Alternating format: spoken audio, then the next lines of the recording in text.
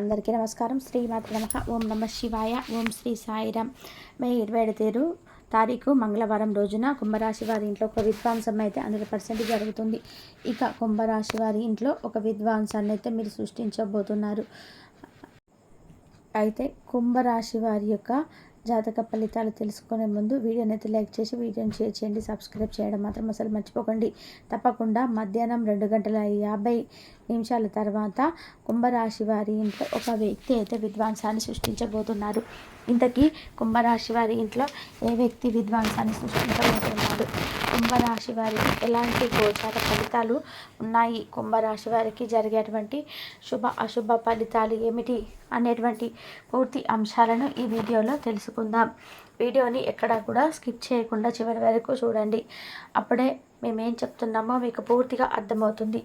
ఇక వీడియోలోకి వెళ్తే గనక కుంభరాశి అనేది రాశి చక్రంలోనే 11వ రాశి. ధనిష్ట 1, 2, 3, 4 పాదాలు, శతభిషం 1, 2, 3, 4 పాదాలు, పూర్వభద్ర 1వ పాదంలో జన్మించిన వ్యక్తులని కుంభరాశిగా పరిగణిస్తూ ఉంటారు. ఈ రాశి అధిపతి వచ్చేసి శనేశ్వరుడు. ఇక కుంభరాశిలో జన్మించినటువంటి వ్యక్తులకి ఎప్పుడైనా సరే జీవితంలో ముందుకు ఎదగాలి అంటే, పై స్థాయిలో ఉండాలి అంటే, 10 మంది చేత మంచి ప్రశంసలు పొందాలి అంటే, నానబెట్టి నలుగురిలో కలిసి నవ్వుతూ ఉండాలి, నవ్విస్తూ ఉండాలి అని అనుకుంటారు. అలాంటి వీరు ప్రతి దాంట్లో కూడా చాలా మంచిగా, అంటే దేన్నైనా సరే చాలా క్షుణ్ణంగా ఆలోచించి నిర్ణయాలను అయితే తీసుకుంటూ ఉండాలి. దేనిని అంటే ఏ విషయంలో కూడా తొందరపాటు అనేది ఉండదు. తొందరపాటు నిర్ణయాలను అస్సలు కూడా కుంభరాశి వారు తీసుకోరు అని చెప్పుకోవచ్చు. అలానే చిన్న చిన్న విషయాలకి అస్సలు రియాక్ట్ అవ్వరు. వీరు చాలా మంచి వ్యక్తులు, మంచి మనసు ఉన్నటువంటి వ్యక్తులు కూడా. అలానే వీరు ఏ పని చేసినా కూడా దానికంటూ ఒక ప్రత్యేకతను కూడా సృష్టిస్తుంటారు. ఒక ప్రత్యేకమైనటువంటి పొజిషన్లో కూడా ఉంటారని కూడా ప్రయత్నిస్తుంటారు.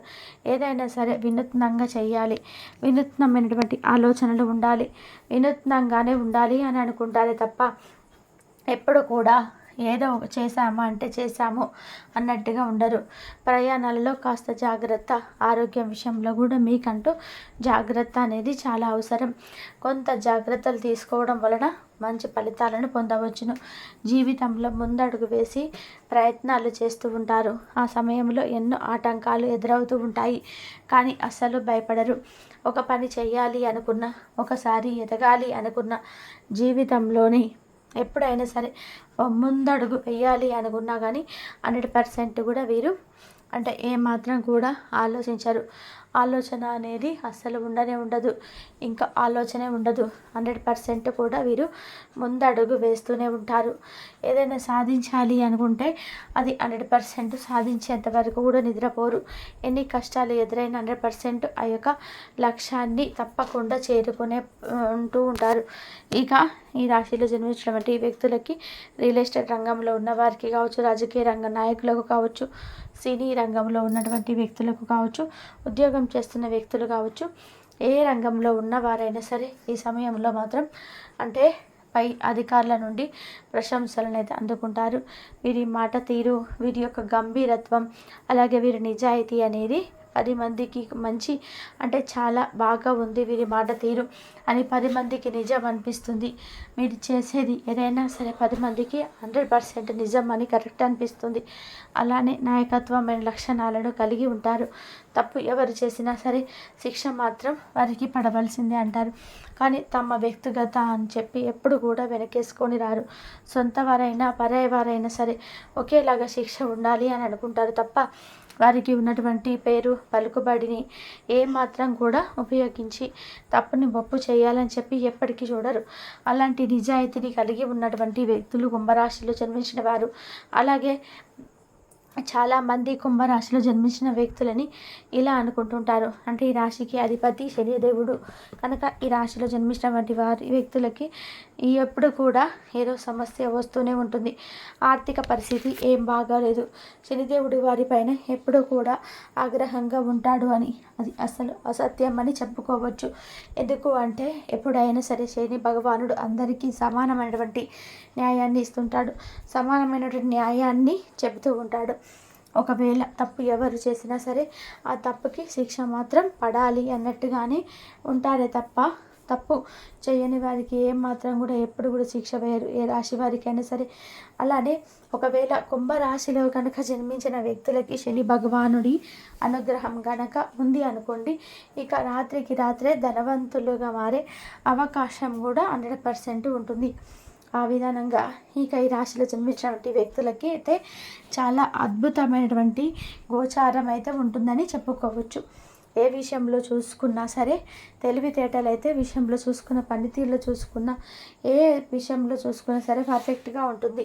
అలాగే వీరికి మంచి తెలివితేటలు ఉంటాయి, మంచి నడవడిక కూడా ఉంటుంది. 10 మందిలో ఎలాగా ఉండాలి, ఎవరితో ఎలా మాట్లాడుకోవాలి, ఎప్పుడు ఎలా బిహేవ్ చేయాలి అనేటువంటి ఆలోచన విధానంలో కూడా వీరికి మంచి గ్రిప్ అనేది ఉంటుంది.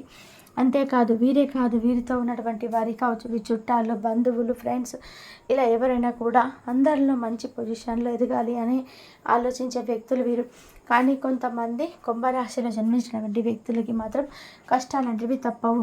కానీ కష్టాలు వస్తున్నాయి అంటే 100% వారి ఎదుగుదలకి దగ్గరలో ఉన్నారని గుర్తుపెట్టుకోండి. అంటే జీవితంలో ఎదగడానికి చాలా దగ్గరలో ఉన్నారని గుర్తుపెట్టుకోండి. ఎప్పుడైనా సరే ఒక వ్యక్తి జీవితంలో ఎదుగుతున్నారు అంటే రాయిని శిల్పంలాగా చెక్కేటప్పుడు చాలా కష్టం ఉంటుంది. కానీ ఒకసారి చెక్కిన తర్వాత ఆ శిల్పం 10 మందికి కూడా పసందయ్యేలాగా ఉంటుంది, అందరికీ నచ్చుతుంది. అదేవిధంగా ఒకవేళ మనకు కష్టాలు ఎదురవుతున్నాయి, ఎన్ని పూజలు చేసినా, ఏం చేసినా సరే, దాన ధర్మాలు చేసినా, ఎన్ని మంచి పనులు చేసినా ఇంకా కష్టాలు, ఆర్థిక సమస్యలు, కుటుంబ సమస్యలు ఎదురవుతూనే ఉన్నాయి అంటే 100% కూడా మీకు రాబోయే రోజులలో రాజయోగం ఉందని గుర్తుపెట్టుకోవాలి. అలాగే ఏది జరిగినా మనం మంచిగా అనుకోవాలి. ఇలా పాజిటివ్గా ఆలోచిస్తూ మీ ప్రయత్నాలు మీరు చేస్తూ పోతే ఏదో ఒక రోజు మీరు ఊహించని విధానంగా ప్రతిఫలన అయితే పొందుతారు. ఇక కుంభరాశిలో జన్మించినటువంటి వ్యక్తుల ఇంట్లో ఏ వ్యక్తి విధ్వంసాన్ని సృష్టిస్తారు అంటే కనుక మీ యొక్క బ్లడ్ రిలేషన్లో ఉన్నటువంటి వ్యక్తులే. మీకే తెలియకుండా మీ ఇంట్లోనే విధ్వంసాన్ని సృష్టిస్తారు. ఖచ్చితంగా ఆ విధ్వంసం అనేది మీ పైనకి మాత్రం రాదు. ఎప్పుడైనా సరే ఎవరు తీసుకున్న గోయెత్తులో వాళ్ళే పడతారు అనేటువంటి సామెత ఊరికేనే పుట్టలేదు. కాబట్టి ఎవరిని మిమ్మల్ని చెడు చేయాలని చూస్తారు, ఎవరైతే మిమ్మల్ని చెడుగా చూడాలని చూస్తారో వారే మిమ్మల్ని దగ్గరికి తీస్తారు. ఆ వ్యక్తులే మిమ్మల్ని అద్భుతంగా ఉండేలాగా చూస్తారు. ఆ వ్యక్తి కళ్ళ ముందే మీరు ఎవరైతే ఒక పత్రాన్ని కోరుకుంటారో ఆ వ్యక్తి కళ్ళ ముందే మీరు ఇంకా అలలాగా ఎగుస్తూ మంచిగా సంపాదిస్తూ మంచిగా జీవిస్తారు. కనుక మంచితనం, మంచిగా ఉండే వారిపైన అనవసరంగా నిందలు వేయాలన్నా కానీ ఎవరు తీసుకున్న గోతులో వాళ్ళే పడుతూ ఉంటారు. ఈ యొక్క కుంభరాశి వారి ఇంట్లో ఇలా సొంత వారే పరాయి వాళ్ళలాగా ఇంకెవరు అని చెప్పి కూడా వీరి ఇంట్లో విధ్వంసాన్ని సృష్టించారు. సొంత వ్యక్తులే వీరి యొక్క ఎదుగుదలను చూడలేనటువంటి వ్యక్తులే విధ్వంసానికి పాల్పడుతూ ఉంటారు. కానీ అలాంటి ప్రయత్నాలు చేసినా కూడా మీకు భగవంతుడు ఎల్లవేళలా తోడు ఉంటాడు. మీరు చేసిన మంచి పనులు మీకు ఎప్పటికీ కూడా వెళ్ళదని గుర్తుపెట్టుకోండి. ఇక ఈ రాశిలో జన్మించినటువంటి వ్యక్తులకి ఖచ్చితంగా కూడా మధ్యాహ్నం 2:54 తర్వాత మాత్రం జరిగేది ఇదే. 100% కుంభరాశి వారు ఎక్కడున్నా సరే గుర్తుపెట్టుకోండి, ఎప్పుడు భయపడవద్దు. మనమే తప్పు చేయనప్పుడు అసలు భయపడవలసిన ప్రసక్తే లేదు. చేసే పనిలో నీతి, నిజాయితీ, న్యాయం, ధర్మం అనేది ఉంటే మనకు ఏ దుష్ట శక్తి కూడా ఏమీ చేయలేదని గుర్తుపెట్టుకోండి. ఇక మీకు కష్టపడితే ప్రతిఫలం అయితే అద్భుతంగా ఉంటుంది. కొత్తగా ఉద్యోగ ప్రయత్నాలు చేసే వారికి కూడా ఉద్యోగ ప్రయత్నాలు అనేవి కూడా విజయవంతం అవుతాయి. కార్యాలయంలో కూడా అనుకూలమైనటువంటి ప్రతికూల పరిస్థితులు కూడా తొలగిపోయి అనుకూల పరిస్థితులు అనేటివి కూడా మీకు ఈ సమయంలో సాధ్యమవుతాయని చెప్పుకోవచ్చు. అదేవిధంగా 10 మందితో ప్రశంసల వర్షాన్ని కూడా పొందుతారు.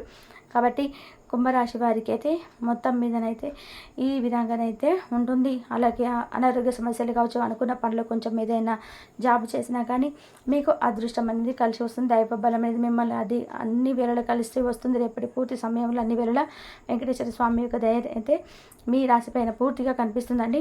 కాబట్టి స్వామివారి యొక్క సందర్శనం కూడా మీకు ఇంకా ఎక్కువగా మేలు జరిగేలాగా చేస్తుంది. కాబట్టి వెంకటేశ్వర స్వామి యొక్క దర్శనం కూడా మీరు చేసుకునేందుకు ప్రయత్నం చేయండి. వ్యాపార లాభదాయకం, ఉద్యోగం లేదా లాభదాయకం, ఆర్థిక ప్రయోజనాలన్నీ కూడా రేపటి రోజున మీరు చూడబోతున్నారని చెప్పుకోవచ్చు. ముఖ్యమైనటువంటి కార్యక్రమాల్లో కొంచెం శ్రద్ధ వహించండి.